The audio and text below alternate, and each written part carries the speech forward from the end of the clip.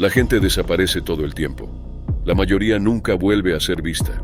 Pero en casos raros, algunos regresan años después con historias extrañas, sin recuerdos o vidas totalmente cambiadas. Veremos 5 casos reales más de personas que se esfumaron y reaparecieron, dejando más preguntas que respuestas. Era el 20 de febrero de 1978 en Saugatuck, Michigan. Hacía mucho frío y la nieve lo cubría todo. Esa mañana, Steven Kubacki, de 23 años y estudiante en Hope College, salió solo a hacer esquí de fondo cerca del lago Michigan. Se esperaba que durara 1 o 2 días. Steven estudiaba alemán o historia en una universidad cristiana en Holland, Michigan. Sus profesores creían que tenía talento, y sus compañeros decían que disfrutaba la naturaleza y tenía opiniones firmes. Vivía fuera del campus y era reservado. Había escalado montañas en Europa y le gustaban juegos de rol como Dungeons and Dragons. Le quedaban solo 3 materias para graduarse y ya tenía trabajo en un periódico local. Su vida parecía ir bien, pero cuando no volvió al día siguiente, su familia se preocupó y llamó a la policía. Poco después, unos motociclistas de nieve encontraron algo raro cerca del lago. Un par de esquís estaban clavados en la nieve, los bastones erguidos y una mochila colocada con cuidado encima. No parecía un accidente, todo estaba demasiado ordenado. Una huella de pisadas avanzaba unos 200 metros hacia el lago congelado y luego desaparecía. Las autoridades pensaron que Steven podría haber caído al hielo, pero no había señales de lucha, ni sangre ni huellas extras. Solo una línea de pisadas que terminaba al borde del lago. Equipos de búsqueda con la Guardia Costera, Policía Estatal y voluntarios usaron helicópteros, barcos e incluso drones para buscar. No encontraron nada. Algunos no creían que hubiera caído al lago. Su compañero de cuarto dijo que Steven había hablado abiertamente de sus planes de esquiar. Si quisiera irse a propósito, habría dejado alguna pista. La policía interrogó a otros estudiantes. Algunos pensaban que fue planeado, otros que fue accidente. Una estudiante cuyo nombre fue borrado en los informes policiales dejó la escuela poco después de la desaparición. Estaba angustiada. Dejó una nota a su compañera y se fue a vivir con su tía en Grand Rapids. Los investigadores creyeron que sabía algo, pero no había pruebas. Una pareja dijo haber visto a alguien parecido a Steven caminando sobre el hielo el día antes de hallar los esquís, con una mujer cerca sacando fotos. Nunca se la identificó. Steven no tenía novias conocidas en Michigan, y sus relaciones anteriores fueron en Europa. Su familia también recibió llamadas extrañas. Un interlocutor dio un número que decía que era de Steven, pero estaba desconectado. Más tarde, la madre descubrió que había hablado con él por ese número 6 meses antes durante 15 minutos. El número se desactivó poco después, y aunque la policía lo rastreó, nunca se reveló el nombre. El hermano de Steven tampoco creía en la teoría de ahogamiento. Contrató a un detective privado llamado Fatman Detective Service. Ese investigador pensó que Steven pudo haber ido a Alemania a ver a alguien, pero ninguna aerolínea registró un vuelo a su nombre. Pasaron 15 meses. Luego, el 5 de mayo de 1979, Steven apareció de repente despierto en una colina con pasto en Pittsfield, Massachusetts, a 739 millas de distancia. No recordaba nada del año y 3 meses anteriores. Su último recuerdo era estar junto al lago, sintiendo frío y miedo. Llevaba ropa distinta, una camiseta de maratón de Wisconsin, zapatillas y lentes que no reconocía. Tenía $40 en efectivo y una mochila con mapas y carteles para hacer autostop hacia San Francisco, Reno y Chicago. Steven caminó 20 millas hasta la casa de su tía y contactó a su padre. Dijo a los periodistas que solo se dio cuenta del tiempo al leer un diario, sospechando que el frío o el agotamiento causaron la pérdida de memoria. Aunque se sentía bien antes del viaje, rechazó evaluaciones de salud mental. No tomó el trabajo en el periódico, pero Hope College le entregó su título.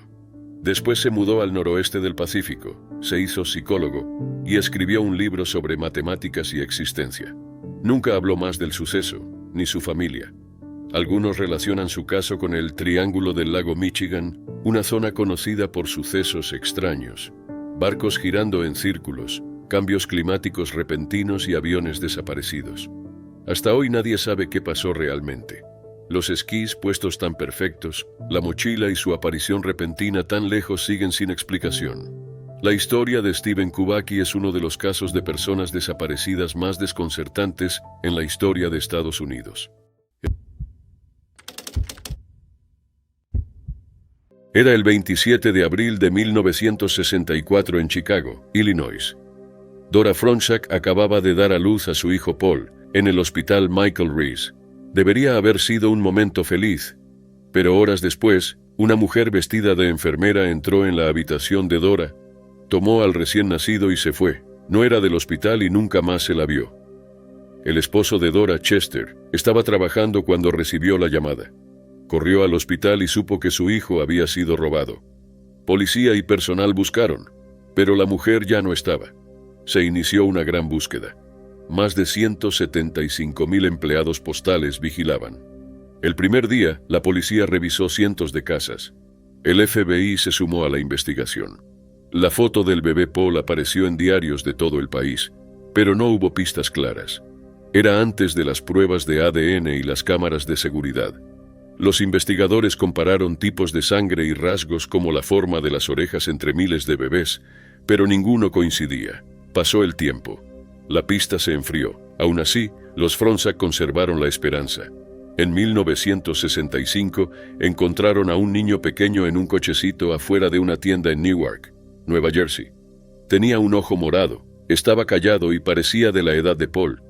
Dora creyó que era su hijo. El FBI también. El niño volvió con los Fronczak. No había forma de confirmarlo entonces. Lo criaron como Paul y nunca hablaron más del secuestro.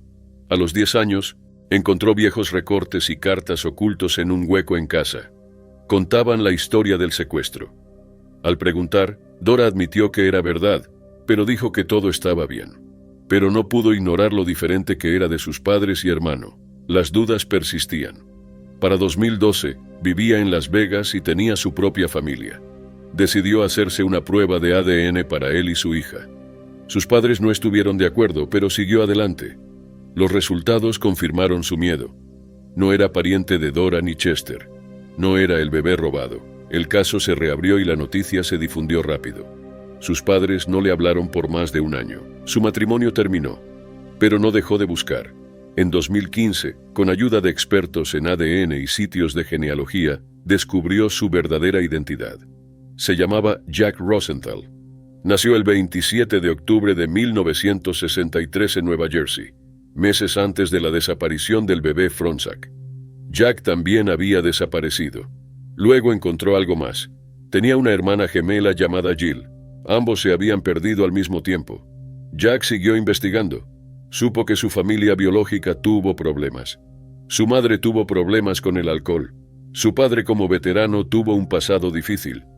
Parientes dijeron que Jack y Jill fueron descuidados. Jack apareció, pero Jill seguía desaparecida. Jack temía que la hubieran dejado atrás o peor. Nunca la encontraron. En 2019, un hombre llamado Kevin Beatty en Michigan hizo una prueba de ADN. Resultó ser hijo biológico de Dora y Chester. Kevin era el verdadero Paul. Lo criaron otra familia con otro nombre. Sus documentos fueron cambiados. La mujer que lo crió murió. No se sabe cómo la obtuvo. En diciembre de 2019, Kevin y Dora hablaron por teléfono. Planearon verse, pero Kevin luchaba contra un cáncer. Luego llegó la pandemia. En abril de 2020, Kevin murió a los 56 años. Su obituario no mencionó su verdadera identidad. Para Dora fue otra pérdida. Pero Jack cree que esa última llamada le dio paz. Hoy Jack sigue buscando a su hermana Jill. Y la verdad que falta, porque aunque Paul Fronczak fue encontrado, queda una pregunta. ¿Dónde está Jill Rosenthal?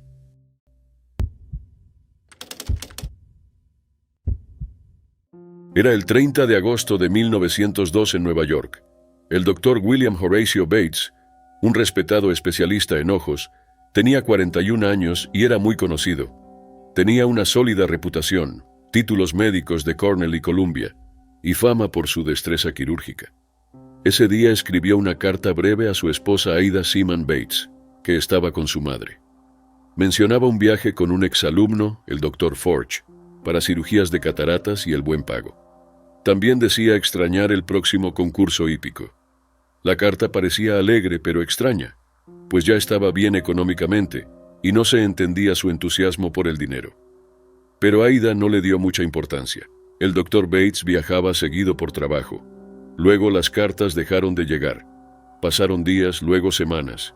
Aida contactó a amigos y colegas para saber dónde estaba. Nadie sabía nada.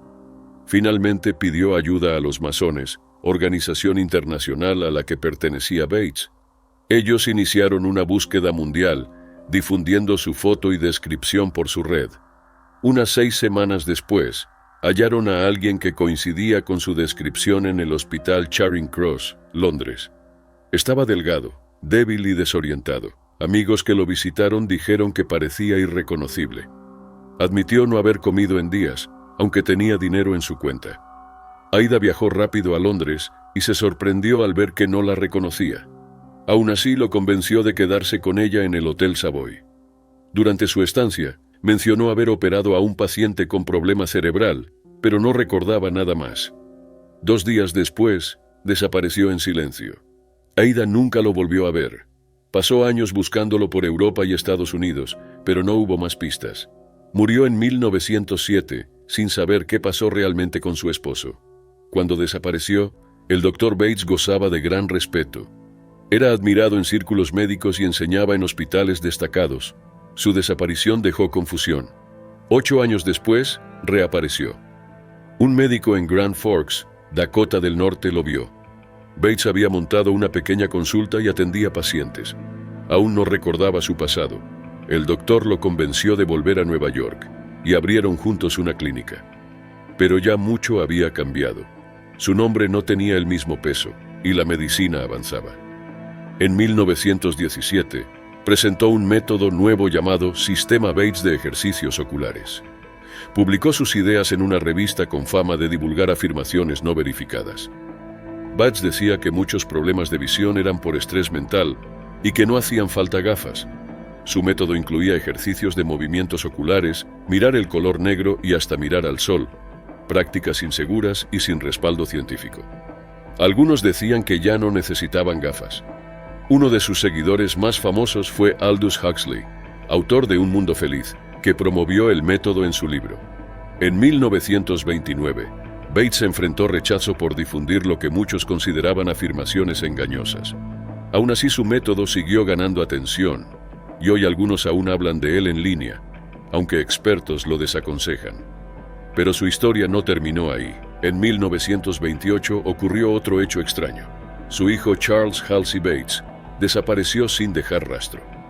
Cuando Bates murió en 1931, a los 70 años, Charles seguía perdido y no se mencionó en el testamento. William Bates pasó de ser un hombre respetado en el cuidado ocular a un hombre marcado por misterio, pérdidas y preguntas sin respuestas. Si su desaparición fue por amnesia, problemas personales o algo más profundo, solo él lo sabía y nunca lo contó.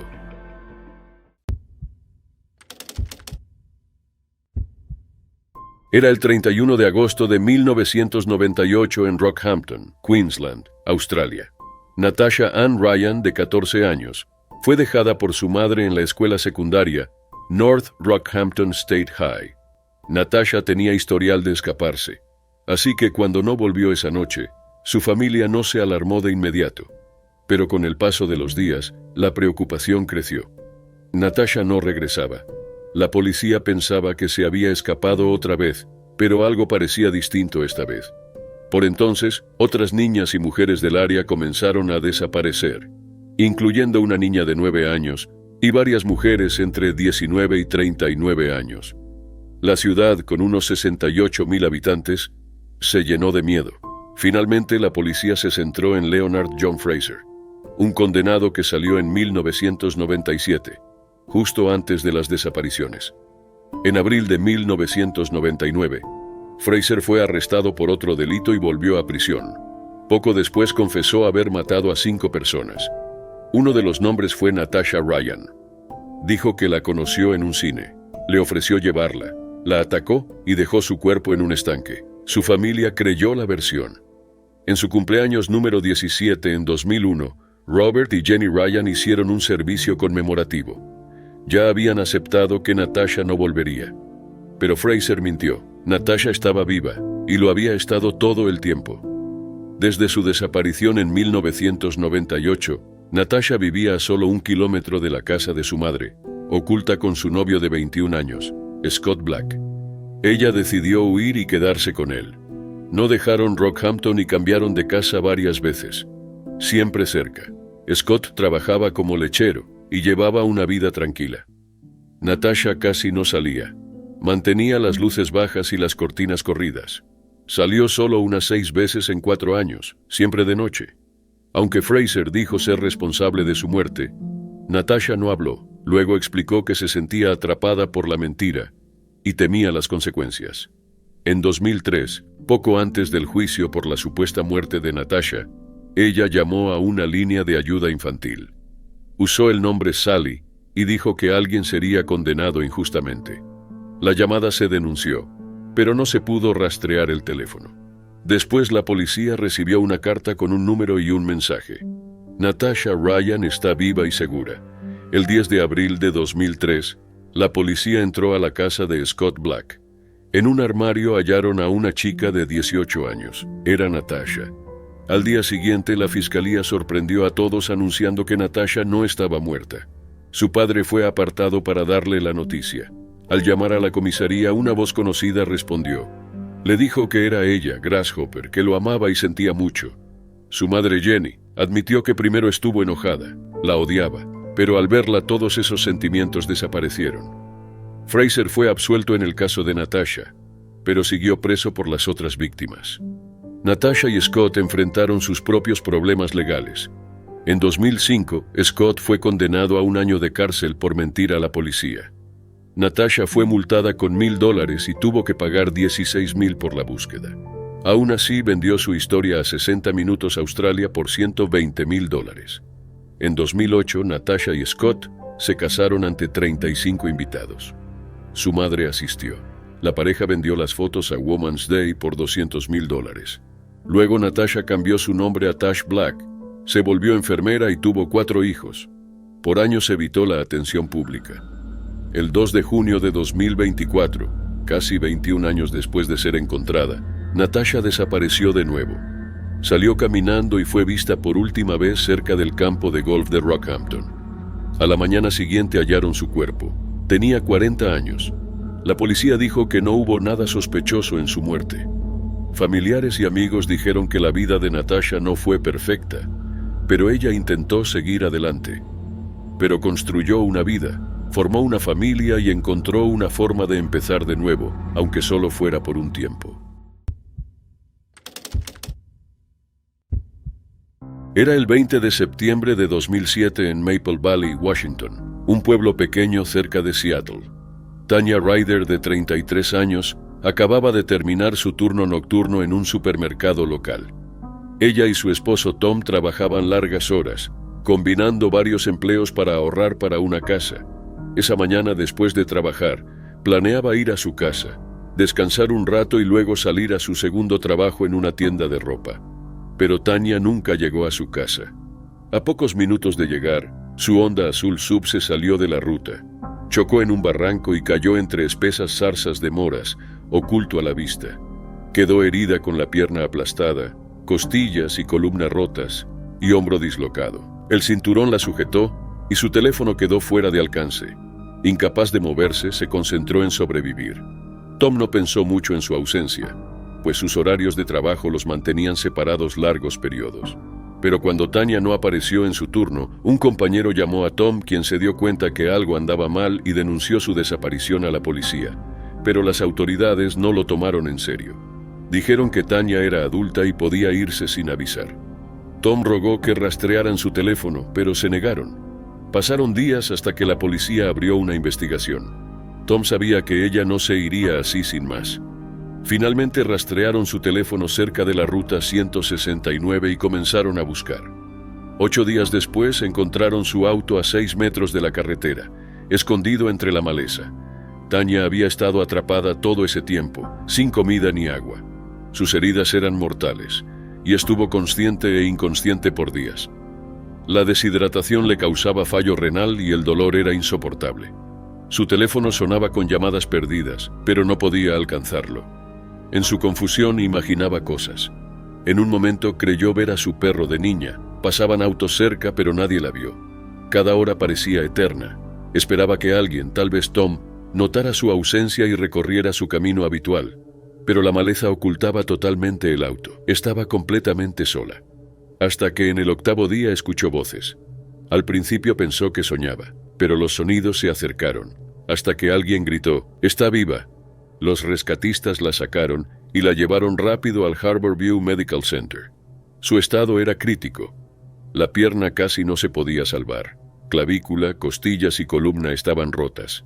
Los médicos dijeron que estuvo a punto de no sobrevivir. Cuando despertó, Tom estaba ahí. No dejó de buscarla. Los doctores dijeron que su edad, salud general y el cinturón salvaron su vida. Pero el daño no fue solo físico. Tanya no recordaba el choque. Su recuperación tomaría años, mental y físicamente. Tom luego denunció las demoras y fallas del sistema. Dijo que cualquier política que impidiera actuar rápido debía cambiarse. Creía que esos días perdidos marcaron la diferencia. Tanya contó su historia en un libro llamado Desaparecida sin rastro, 8 días de horror. Allí relató cómo fue estar atrapada más de una semana y su lucha por sobrevivir. Su caso generó preocupación sobre el manejo de desapariciones de adultos. La experiencia de Tanya mostró cuán rápido puede empeorar la situación y cómo la lentitud puede costar vidas. Aún hoy las cicatrices quedan. Pero Tanya sigue adelante. Sobrevivió a algo que pocos podrían, y su historia recuerda lo fácil que es desaparecer y lo difícil que es regresar.